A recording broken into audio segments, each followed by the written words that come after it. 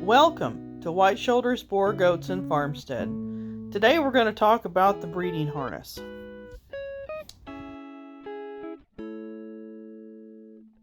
Good morning. It is a really bright and sunny and very humid morning. Before I get started to tell you about how to use a breeding harness on your bucks, I decided that I would show you something, and my husband will probably laugh at me, but that's okay. You see that squash right there? It is just about ready to pick, and I might be having squash for supper. And there's an even bigger one right there. They are really good size. I'm really excited to be able to try these out. Saw that this morning. I couldn't believe how fast that they had gotten ready. Anyway, here's my green beans. They are taking off. No babies yet, but boy, there's a lot of bugs. I don't know how to keep the bugs off, or even what kind of bugs they are, but it's like mating bugs. Tomatoes are growing. None ripe yet. Okay, so this morning I'm going to show you the breeding harness, and I will tell you why I use one. I mentioned this in my last video, but I thought maybe if you saw it, it would be a little bit easier if I explained it right. Hopefully I explained it right. Well, anyway, this contraption is a breeding harness.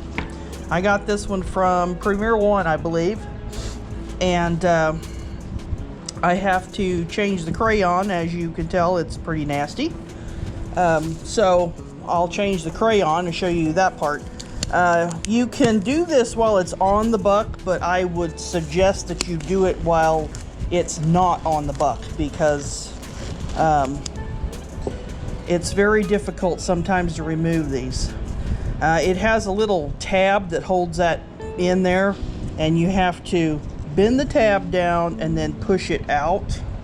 Sometimes it pushes out, sometimes it doesn't, and you'll see I have gloves on, and the reason for that is this is just pretty nasty.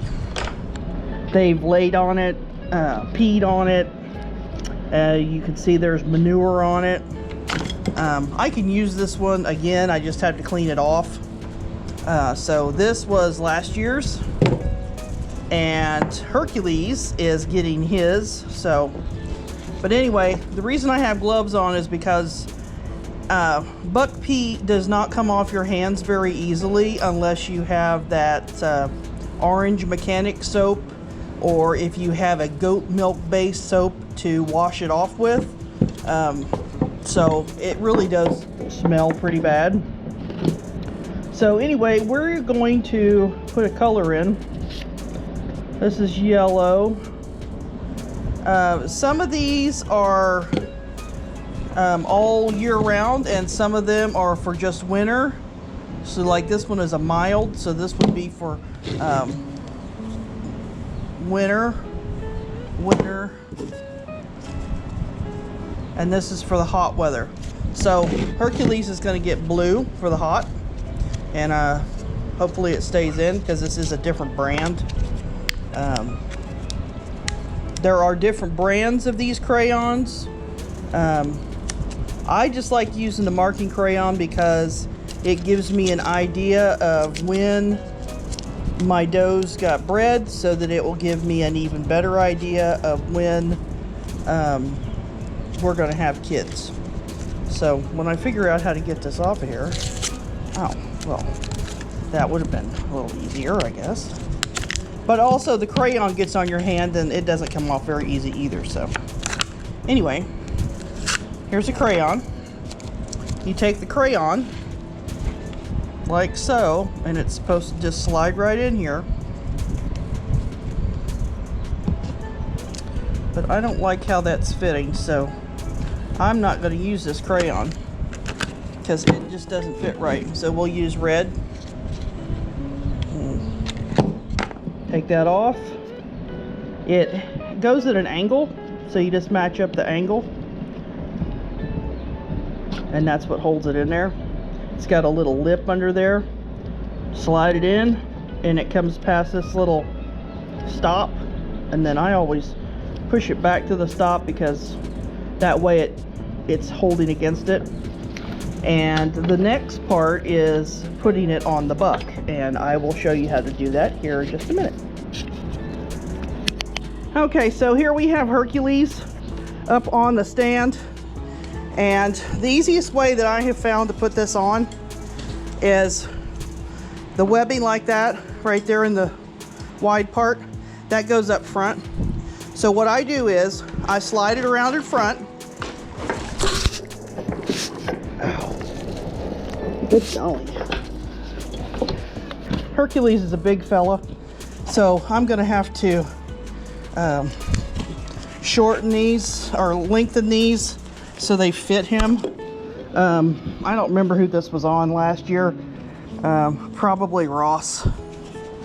So get it stretched out, and then I just lay it over their shoulder like so.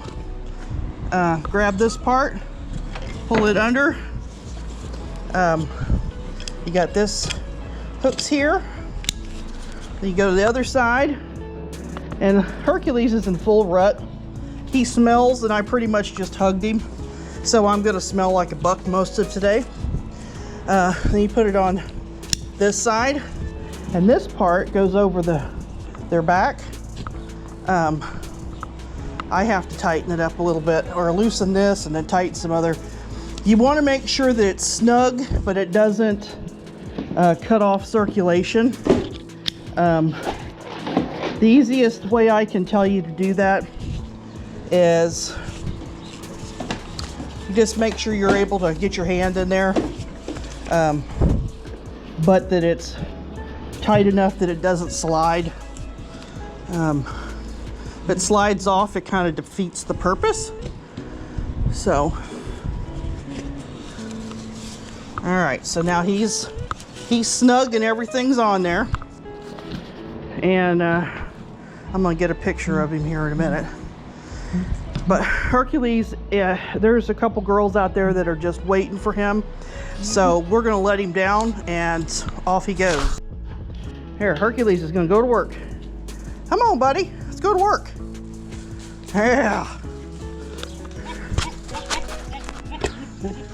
Come on. Lucky thinks he's going to work. Come on, Hercules. Come on, buddy. Oh, he's excited. There's a girl out here that's been yelling at him. There you go. Uh-oh, I didn't close the gate.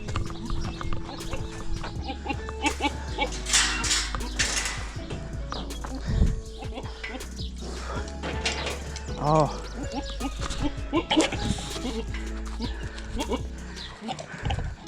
Hercules is earning his feed.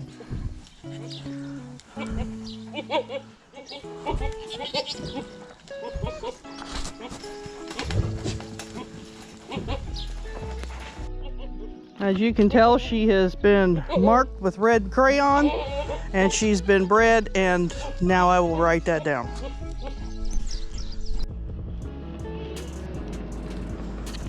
Hercules is on the job.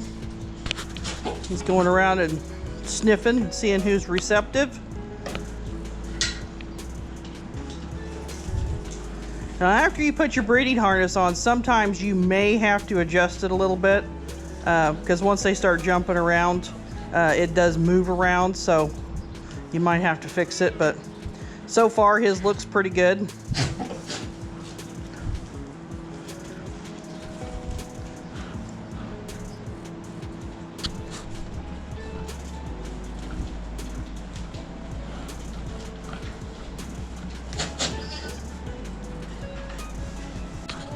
There's 7 does in this group. These are all commercial does except for one. One is 50%. Hercules makes some really nice doe kids. Thank you for watching. I hope you got something out of that. If you have any questions, just drop me a comment. Don't forget to like, subscribe, and share with your friends.